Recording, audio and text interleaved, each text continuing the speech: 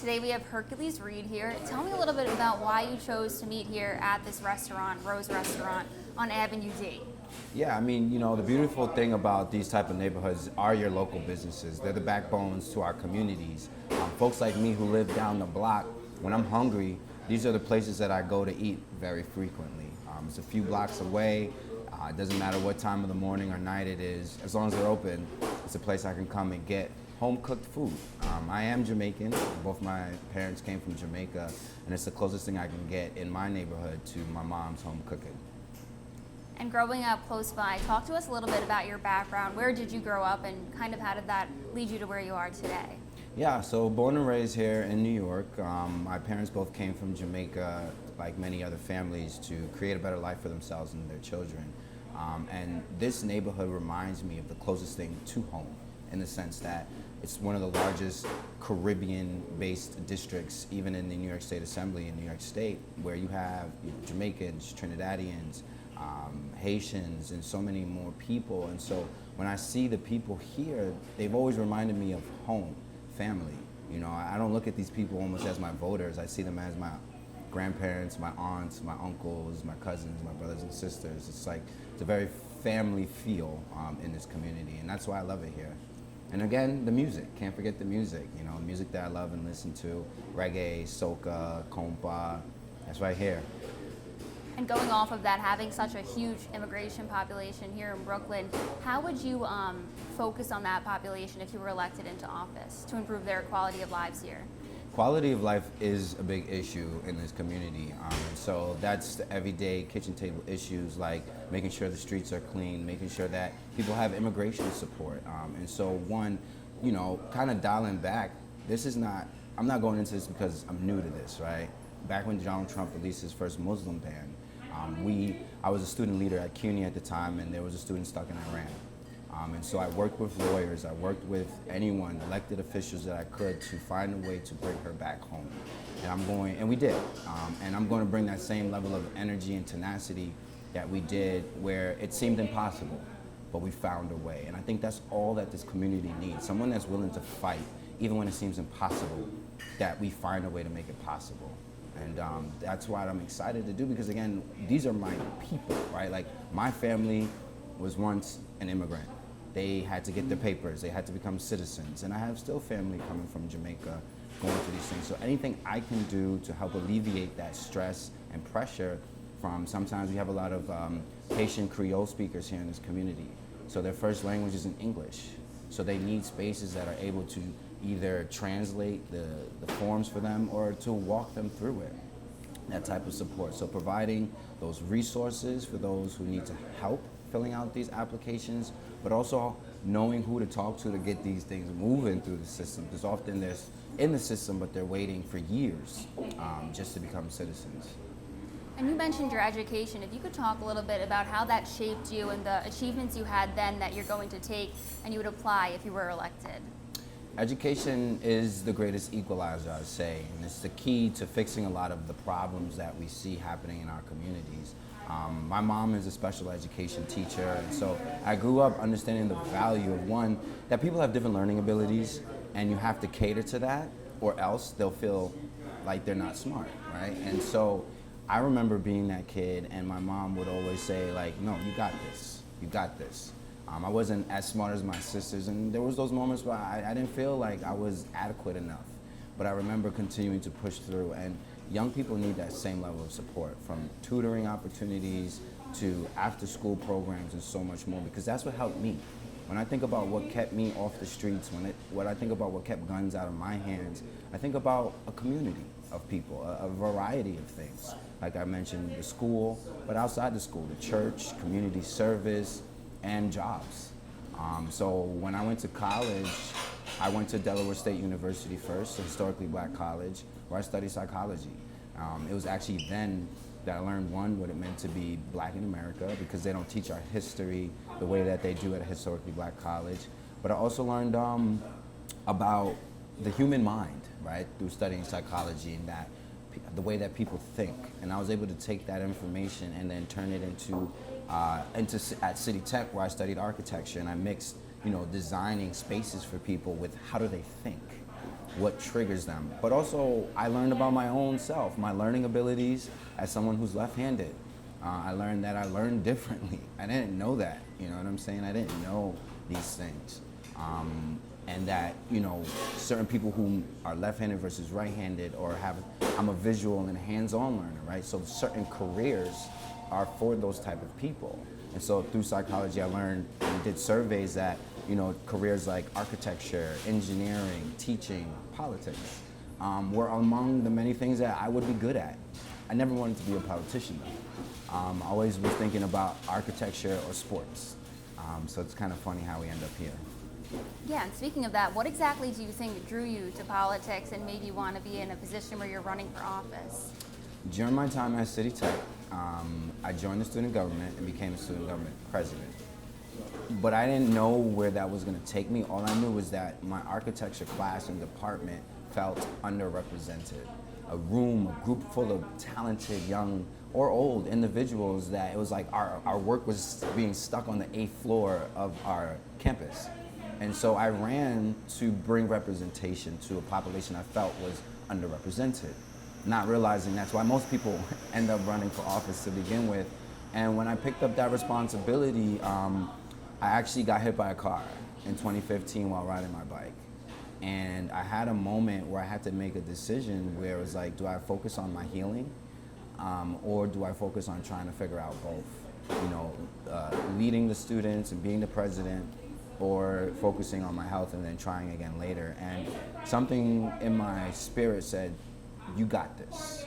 And I did both. I healed, I went to my physical therapy while being student government president. And I think it was that passion that I had to fight through injuries, you know, waking up every day and having to leave home like 2 hours early just to give myself time to get to classes and to get where I needed to go, walking around campus with a cane, putting up posters, getting people to sign my petition.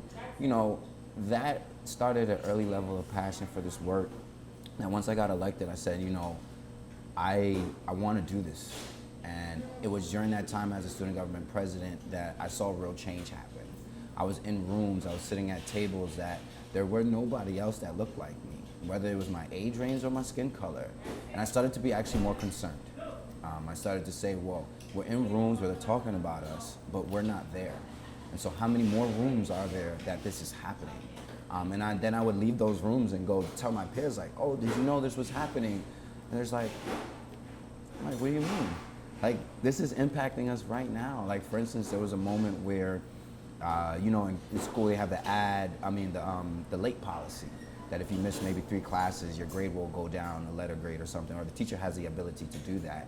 I remember sitting in one of those meetings and they were discussing it, and I was like, oh, so this is where that conversation happens. Normally you just get the syllabus and you accept it. And as a student government president, I got to sit in a meeting where they were revising it, and I got to say, hey, hold on. Actually, we, the students, think 3 absences is not enough. We live in this big city, so much can happen on a day-to-day basis. It's so easy to miss 3 classes in the entire year. And it was almost like, if I never was there to say that, they would have never known.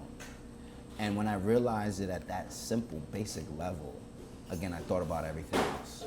But also while I was a student government president, we understood that they kept wanting to raise our tuition for CUNY, you know, public higher ed. You can go to K through 12 for free, but as soon as you go to 13th grade, you got to pay $4,000, $6,000. Where's that money coming from?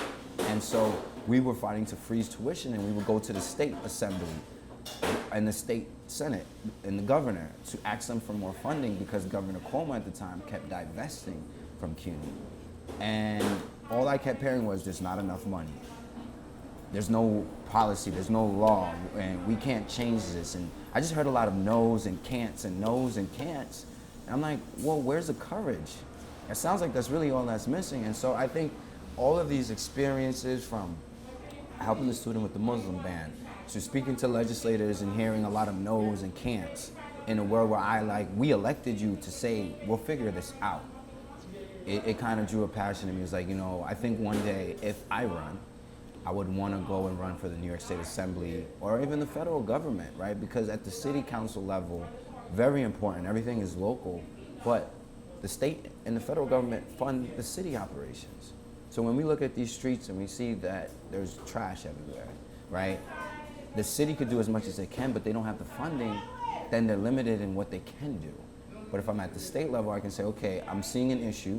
Let's put more funding here to ensure that these streets are clean. Let's put more funding here. Let's create the policy we need to ensure that these things are possible.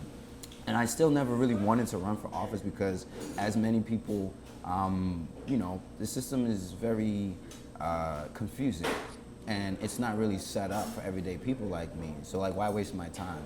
But I started realizing I had a responsibility for my friends, for my people who couldn't, who didn't want to, or had, 3 jobs, 2 kids, a house, and all these other responsibilities that they couldn't do that. And so I'm running for office to do it for those who can't. And speaking of following your passion, getting to the position where you're now running for office, what are some of the things that voters can expect if you're elected? You mentioned education earlier, but what are some of the other platforms that you're focusing on bringing change to? I'm running because the community and myself, we're tired of business as usual.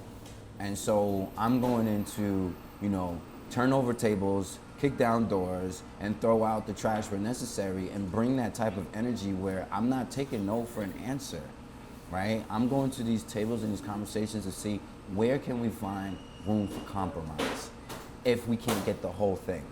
Because at least I can then come back to my community and say, look, we still have a lot of work to do, but we made it this much further in the right direction.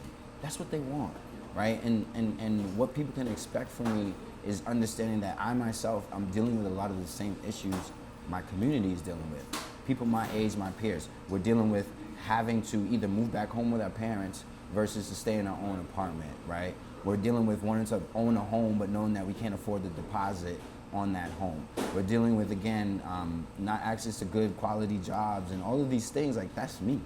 And so what I'm bringing to this table is I'm struggling just like everybody else, and I'm only gonna fight for this community because it's my community. And as I've heard, it's like, why not start with home first, and making it better?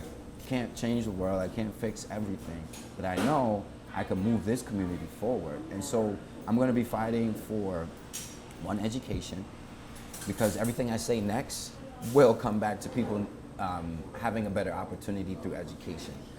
Safety, gun violence is huge in this community.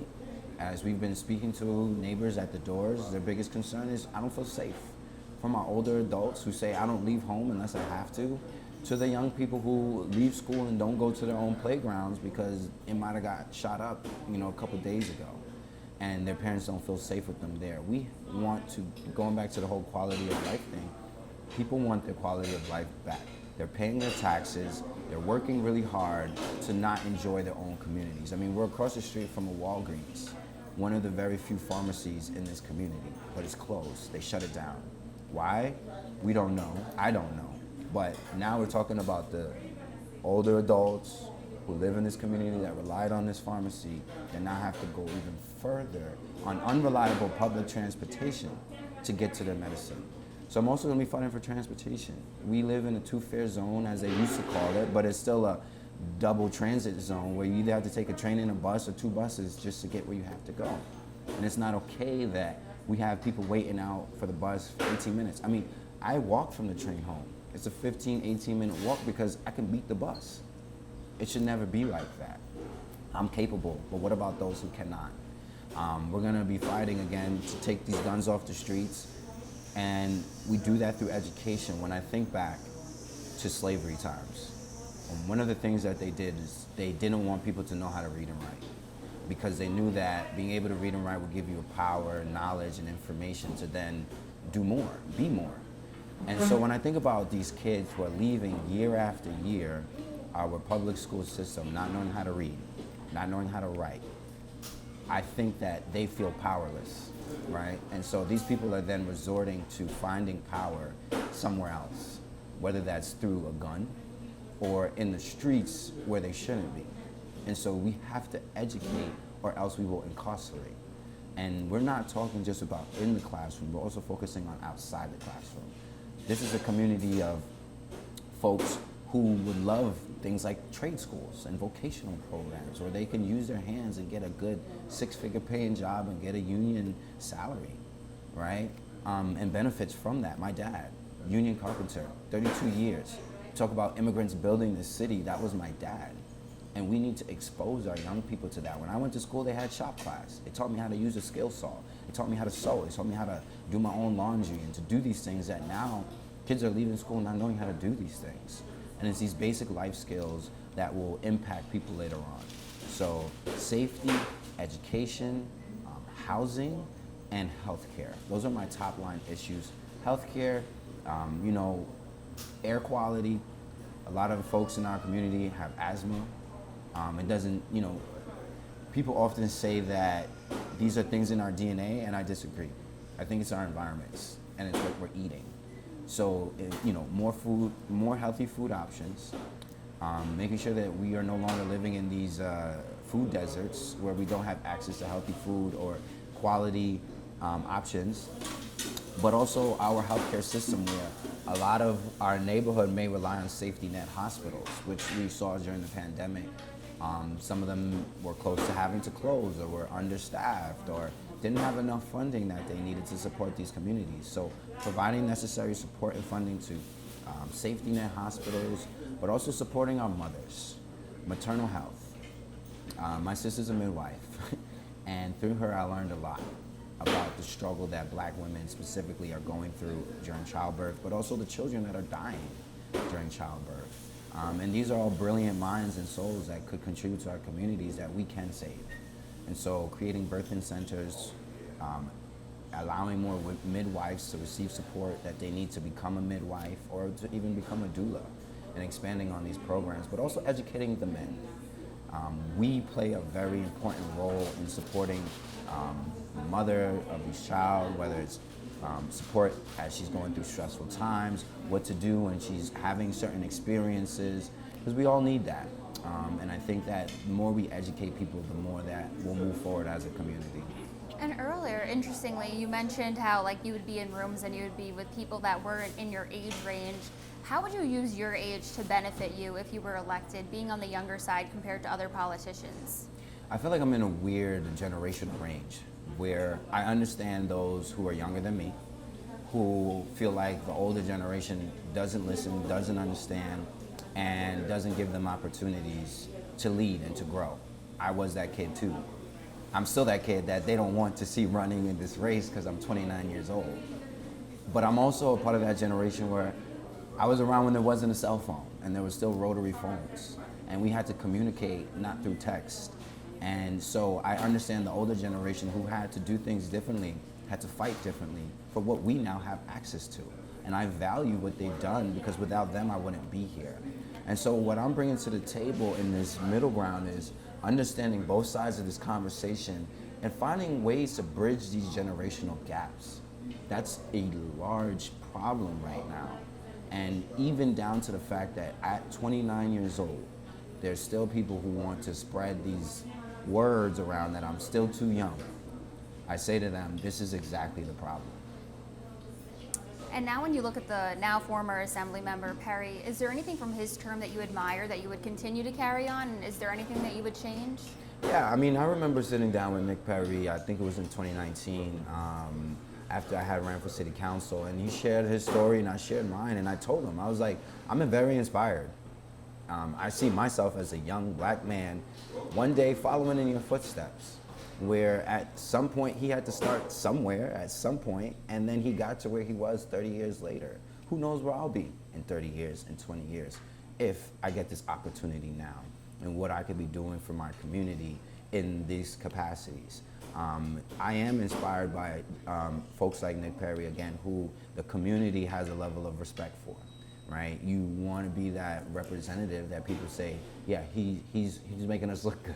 You know, he's bringing back results, or he's helping me with my issues. I'm sure there's a population of people who feel otherwise, but I would say that in those 30 years, he's probably helped more people than he's not helped. And so my idea is not to be the next Nick Perry, right? How do I think when you think of a mentor, your job is not to be the mentor, but to surpass and do more and do better. And so that's what I'm bringing to this conversation. How do I do more? How do I do better as a representative? How do I get to those communities and those pockets that have not heard from their representative?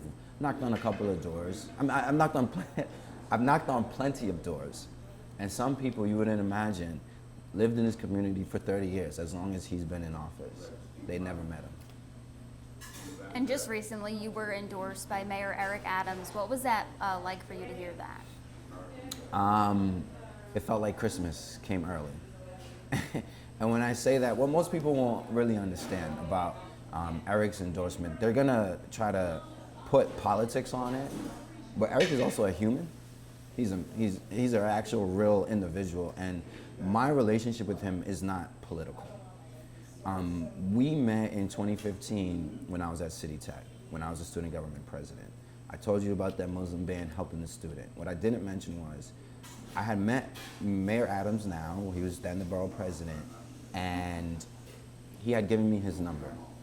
He's like, you're a bright young man, I've heard a lot about you, keep doing this work. If you ever need anything, here's my number. I never used it. I didn't even know really what a borough president was at the time. I was still learning so much. And when that Muslim ban happened, a year or two later, I called him. And I said literally to him, he answered the phone right away, by the way, first call. And I said, Eric, I don't know what to do. The students need help. They're looking to me to lead them on how to solve this problem, and I don't even know where to start. This is a federal matter, I'm just a student. He said, if you can organize your people, I'll give you my platform to have a press conference to raise this story from a local level and make it national news. And I was like, what? Me? And he did that. In 48 hours, we had a press conference, and it helped push us to figuring out ways to bring her back home. Fast forward, when I never talked to him again after that, other than when we would invite him out to CUNY rallies, because he was a CUNY alum. And it was 2019, I decided to run for city council. This was the second time I called him. I said, hey, borough president, I'm running for office. I don't even really know what I'm doing, but I'm gonna do it because I think it's important. And he's like, look, man, I'm already supporting someone. I wish you would have, reached out sooner. I was like, yeah, I just made up my mind, but I understand. He's like, but listen, I can't help you, but I'm gonna connect you to someone. Her name is, Brianna. She's young. You guys are both young, up and coming. I think you guys should get to know each other and build. He didn't have to do that, right? He could have just been like, I'm supporting someone, good luck, goodbye. But he gave me something that he knew wouldn't mess up his relationship with the other candidate. He gave me a tool. And fast forward, now I dropped out that race. I'm looking for a government job so I can learn more about my experiences in government. I went to Nick Perry, I went to Jumaane Williams, I went to a lot of folks, my local councilwoman, and I didn't hear anything back. And I was actually away in Jamaica, regrouping myself, and I got a phone call from Brianna. And she's like, hey, we're looking for someone to work for the deputy Brooklyn Borough president. Are you still looking for a job? And I was like, yeah, I gotta pay my rent. Going back to, this is not about politics. We gotta help everyday people like myself who are struggling. And they gave me an opportunity when, if I may say it, nobody else was eager to do so. And if they were, I would have probably been working for them instead of in Jamaica. And so, and then I was working for him, and at every juncture and moment of my time working for him, he never closed the door on me. Any meeting I wanted to be in or a part of, I had to ask him. He said, don't ask me, just come. If you want to be there, show up, come into the meetings. He would send me out to represent him when he couldn't make an event. He empowered me to organize events like Know Your Rights trainings with young people, where I could bring in my age and people who were suffering and dealing with things into Borough Hall. When the environmental marches were happening, we organized high schoolers. He like, go ahead and do these things. When it was time to honor our ancestors for the 400 years of slavery, he charged me. He said, here's a group of folks, create a whole panel, bring them together from different African countries and organize this event. And these are adults that he's connecting me to, and I'm this young kid sitting at the table telling them, like, this is what we're doing. Clearly a huge impact on you. And now early voting is getting started. As people head to the polls, one of the main questions they're probably looking for is what is differentiating these candidates from one another. So what would you tell voters? Why should they vote for you and not anybody else on the ballot? Well, I think that what people have to realize and have to be honest about, we've been having many conversations about the next generation of leaders stepping up. We've been having a lot of conversations about young people shifting from what they are focusing on to focusing on a lot of things that actually matter. I am doing this right now. And as I say to the voters, this is what you asked for. Here I am. What are you now going to do with this information? What are you going to do with this young man, this young individual that is actually trained, prepared, passionate, and hungry to bring about the change that everybody here wants? Most people that may not vote for me, they're not going to vote for me because of who I am. They're not going to vote for me because of politics. And so our job is to get to the voters and explain to them that I'm an option. You mentioned the special election. We almost didn't run in it. We actually made a decision in the fourth quarter to run because we saw things happening as politics as usual in our community. What that means is, the Democratic nominee gets selected by the county committee. In our district, before that even happened, I looked at the list and there was more vacancies than there were people. And in my head, I asked, well, for an assemblyman who was here for 30 years, for elected officials who represent his community, why was there not a bigger effort to fill our seats of representatives in our communities? Then I go to this meeting and there might be 40 county committee members. There were 12 people in the room. And then what bothered me even more was the meeting was over in 20 minutes because nobody nominated themselves, because nobody had the votes to do so, except one person. How did that happen? How did that happen? And in that moment, I said, the community deserves better. This is about a democratic process, and in order for things to be democratic, they need a real option. And so we said, we want to be that option for the community. We collected the signatures and we went to the community. Instead of going to a room full of 12 people, we went to our neighbors, our family, our community members and said, can we get your permission to be on this ballot? And when you ask what separates me from the rest, that's a part of it. And so going off of that, one of my last questions, we're in the final stretch. What do these last few days look like for you in terms of campaigning? How are you going to be spending them, getting everyone to put your name on the ballot? It's at any moment from the time I wake up to the time I go to sleep, walking from home to the train, taking every moment I can to talk to voters, whether that's hopping on the phone and phone banking with my team, or like I said, coming outside and just talking to people and letting them know, like, there's an actual upcoming election on May 24th. A lot of it's just about educating people. They don't know. And so visiting churches, visiting schools, visiting the homes of families, every moment we can, that's all that it really takes. This race will be won on the ground, doing the work that it takes to get the information out to the people that they have a choice and there's an election, and that there's this young man that is bright and excited to actually do this work. We've raised, over $100,000, so we have the necessary funds to, send out mailers, to do digital ads, to, if we need to hire people, do so, to expand our operations. And look, when I spoke to folks who made donations, I didn't ask for a donation. I said, will you invest in me? Right? This is an investment where I guarantee you will get returns on your dividends and understand that nobody's going to fight harder for these communities than somebody named Hercules. And when I speak to the voters, quite frankly, they actually like to hear that. And not because I'm just putting out empty promises, but because they feel the authenticity and the genuineness in that space. All right, well, is there anything else you'd like to get out there? Anything else people need to know? I always think that's an interesting question. I think what also separates me from most is that, in this campaign, I also made a couple of other choices to empower young people. My campaign manager, all the way through my team, I think the average age on my team right now might be 28. My campaign manager, I believe, is 20. He's not even legal to drink yet.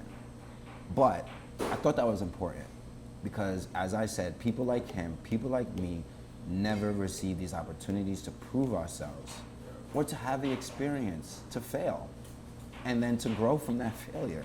And while I don't want him to fail, I don't want us to fail, he will now be a bigger and better person when this is all said and done because I gave him that opportunity. My entire team, 20, 23, 24, 25-year-olds, young professionals with ambitions to become lawyers, doctors, maybe future politicians, who are now saying that one day, because Hercules gave me this opportunity, my possibilities are endless. And I want the voters to understand that. We're taking risk to run. I'm taking a risk to run. I'm taking a risk to empower the people I'm empowering. And I'm doing things differently. Because no matter what, I want to win or lose, knowing that we did it our way. All right, well, Hercules Reid, candidate for the State Assembly's 58th District, thank you so much for sitting down with us today. I really Yeah. appreciate it.